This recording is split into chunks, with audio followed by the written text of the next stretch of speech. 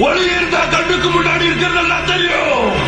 ஆனா இது ஒளி இல்ல, தரிசனம். நடந்தது நடக்க போறது எல்லாத்தையும் காட்டுறவனுக்கு தெரியுதா? ஹாய் ஃப்ரெண்ட்ஸ், திரையரங்கில் சிறப்பாக ஓடிட்டு இருக்கிற காந்தாரா சாப்டர் 1 படத்தை ரீசெண்டாக நான் பார்த்தேன். ஸோ அதை பற்றின எக்ஸ்பீரியன்ஸ் தான் இப்போ உங்ககிட்ட ஷேர் பண்ண போகிறேன். முதல் பட காந்தாரா மாதிரியே இந்த படத்துல ரிஷப் ஷெட்டி பிரம்மாண்டமாக மிரட்டி விட்டுருப்பாரு. ஒவ்வொரு சீன்ஸையும் கிராஃபிக் சீன்ஸ் எல்லாமே ரொம்பவே தத்ரூபமாக அமைஞ்சிருக்கு.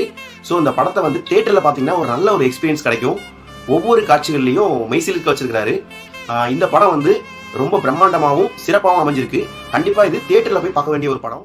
இந்த படத்தில் வரக்கூடிய அனிமல்ஸ் எல்லாமே கிராஃபிக் காட்சிகளாக இருந்தாலுமே அது ரொம்பவே தத்ரூபமாகவும் ரசிக்கக்கூடியதாகவும் இருந்திருக்கும். முதல் காந்தாராவுக்கு அப்புறம் மக்கள் மற்றும் குழந்தைகள் மத்தியில் குலதெய்வ வழிபாடு மேலே ஒரு ஆர்வமும் ஈர்ப்பும் அதிகமாகவே இருந்துச்சுன்னு சொல்லலாம்.